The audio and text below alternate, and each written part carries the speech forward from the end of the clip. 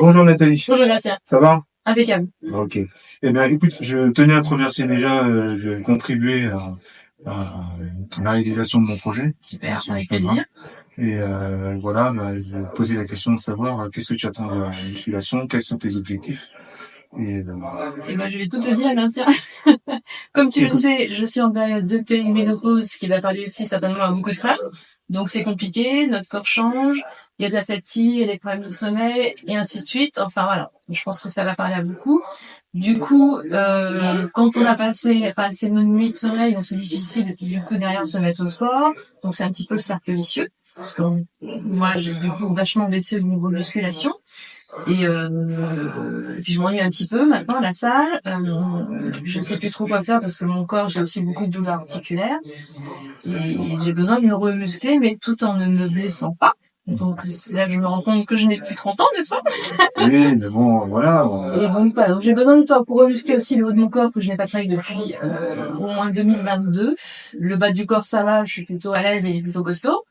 Mais le haut, c'est vrai que j'ai beaucoup de faiblesses, donc j'ai besoin de toi, de tes conseils de coach professionnel pour m'aider du coup à remonter mes petits bras, mon dos, enfin voilà, reprendre la tonicité et pas perdre nos muscles. C'est bon, quand on vieillit, hein, Ouais, on bien perd sûr. notre masse musculaire. Donc ça, c'est important. D'accord. Eh ben, tu t'adresses à la bonne personne. Eh ben écoute, il n'y a pas de raison. Eh ben, écoute, effectivement, les problèmes dus à la ménopause et aussi chez les hommes dus à l'andropause Eh font oui, que, effectivement, on n'a plus 20 ans, non, mais ça ne veut pas dire qu'on est à la ramasse. non. Il y a toujours possibilité de ralentir les effets Hein, de la ménopause ou de l'andropause tout à fait. en pratiquant la musculation.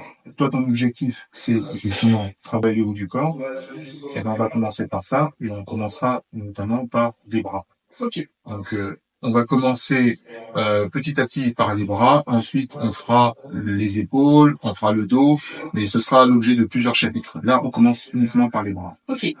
Et les bras, c'est pareil, on va regarder qu'il y a plusieurs muscles qui fonctionnent au niveau des bras. D'accord. Et on va travailler muscle par muscle. Donc aujourd'hui, l'objet du chapitre de musculation, ce sera la partie biceps. Ok. D'accord. Donc, je tiens quand même à insister sur le fait que, avant de pratiquer un exercice qui sollicite le biceps, il faut comprendre avant tout comment le corps est fait et la morphologie, exactement. Et donc, pour ça, il faut faire une étude morphologique. Donc tu vas m'étudier. Donc, En je vais gros, t'étudier et dire ce voir qu'il faut que je fasse ou pas faire. exactement. C'est que j'arrête de me blesser. Exactement. Bah, merci. Donc, J'ai hâte. on va faire ça tout de suite. Donc, action. C'est bon. Alors Nathalie, comme on a expliqué tout à l'heure, on va y faire une étude de ta morphologie Ok. pour qu'on puisse adapter les types d'exercices que tu vas pouvoir faire et ceux que tu dois éviter. Ok. D'accord? Donc pour ça, tu vas te mettre dans une position de base. Donc tu vas te tourner dans Ça, cette position et mettre tes bras, voilà, exactement, comme ça. paume vers le ciel, enfin Ok. paume vers devant toi. Ok. Et on va Comme ça. voir tout de suite que tu as ce qu'on appelle ici un valgus de coude prononcé. Ah. J'explique ce qu'est un valgus de coude prononcé. Un valgus, c'est l'angle qui est décrit entre cette partie du bras, qu'on appelle l'humérus, et cette partie du bras, qu'on appelle le radius. Ok. Donc l'angle, en fait, si on imagine qu'on trace une ligne droite, Ouais. comme ça, l'écart entre la ligne droite et cette partie du bras, c'est ce qu'on appelle le valgus de coude. Ok. D'accord? Donc, dans ton cas, toi, tu as un valgus de coude prononcé. Ok. Ok. Il y a des valgus de coude légers, Ok. comme ça. Ok. Donc c'est Voilà. fermé. Voilà. Et il y a des valgus de coude quasiment inexistants. C'est-à-dire que voilà, Ouais, c'est l'angle est fermé. est fermé. D'accord. D'accord? Toi, dans ton cas, Il est prononcé. voilà, position naturelle, voilà, tout de suite prononcée. Donc Ok? ça veut dire que ma morphologie, je peux faire des trucs et d'autres c'est déconseillé. Exactement. Voilà. Sinon, si tu fais des exercices qui vont à l'encontre de ta morphologie, tu risques d'avoir des blessures, des tendinites. Ah oui, c'est pas D'accord? cool. Par exemple, là, dans ton cas, Ouais. il faut absolument éviter tout ce qui est barre droite. Ok, faut pas soulever genre les barres. Exactement. Voilà. Ok. Il faut éviter les barres droites. Donc, Ben, en compensation, tu peux utiliser des haltères. Soit en unilatéral, Ok. soit en bilatéral. Ok. Ok. Voilà. On va faire les exercices. Et Alors. on va faire les On va montrer exercices. ça aux gens. Alors. Voilà, mais avant, on va étudier la composition de tes biceps. Ah. Parce que c'est aussi important, il faut comprendre comment fonctionnent les biceps pour bien exécuter après les exercices. Ok. D'accord? Ok. On y va? Allez, c'est parti. Oui.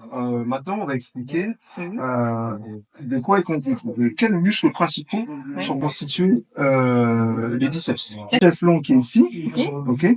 Son point d'attache à ce muscle, il est au milieu de l'épaule, Ouais. à peu près là. Tu peux redresser juste là-bas, Ok. au milieu de l'épaule, Ok. et son point d'attache au niveau du tendon ici. Alors, il sert à quoi ce chef long, c'est Alors, ça? c'est ça. Alors, à quoi ça sert? Il sert à faire ce mouvement-là.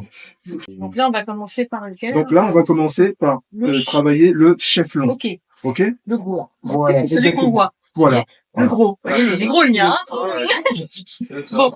Et ben, on est parti alors. Et ben, on est parti. Allez. Ok, c'est parti. C'est parti. Alors, Nathalie, maintenant, on va voir le mouvement pour effectuer correctement le curl biceps. Ok. Ok? Donc là, ton bras est légèrement, voilà, fléchi. Ok. Ok? Ne jamais mettre ton bras en hyperextension. Ok. Toujours Un peu légèrement fléchi. fléchi. Voilà. Les épaules basses. Ok? Tu rentres ton ventre. Ok. Et après, tu inspires en... Non, j'inspire et j'expire après. Voilà, exactement. Ok? Là, je soulève. Là, tu soulèves. Voilà. Et quand tu soulèves, pense à ton muscle. Pense à contracter ton muscle. Ok. Pense à respirer. Donc là, tu J'inspire. inspires. Ensuite, tout doucement, tu retiens la charge montée. Ok. Tu expires. Ok. Ok, passe trop bas. Contrôlant. Je sens ça tire. C'est très bien. Ah. Tu remontes. Voilà. En fait, la remontée doit être plus rapide que la descente. Ok. Ok? Allez. C'est ça l'idée. Je vais essayer de faire tout doucement. Et là, Et tu remontes. Voilà. Ok. Le mouvement est parfait. Alors, je rajouterai juste une chose. Ah. C'est qu'ici, Oui. tu serres, voilà. Bah, je suis un Tu peu serres crispée, trop. hein. Parce que, voilà, il faut pas être crispé. Ah, pardon. Il faut que tu laisses un petit peu de jus. Parce que si tu serres trop, tu vas faire travailler tes avant-bras. Or, on veut isoler cette partie excentrique. Donc, il faut, c'est à ce moment-là où le muscle travaille le Ah, là, plus. je sens. Ouais. Et plus, et oui, et plus le temps sous tension, c'est-à-dire le temps qu'on va mettre à retenir la charge, c'est important. D'accord. Et plus on va développer le muscle. D'accord. Ouais. Bah, on voit, hein. D'accord. On voit le muscle de... Voilà, c'est pas le même que le mien, hein. Monsieur. D'accord, Ok, Nathalie? ça marche. Donc, surtout une chose importante, c'est l'isolation musculaire.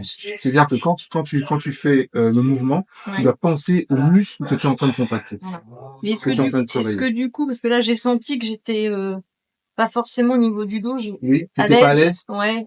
Parce que comme j'ai tendance à être cambrée vu que je suis grande, je précise que je fais 1m72 quand même. Il y a une autre position qui va te permettre d'isoler encore plus ton biceps et de protéger ton dos. Allez. Voilà. Et là, c'est la position idéale pour commencer à travailler. Parce que vous créez déjà une tension au niveau du bras. Donc, Nathalie, tu vas faire le même mouvement que tout à l'heure quand tu étais debout.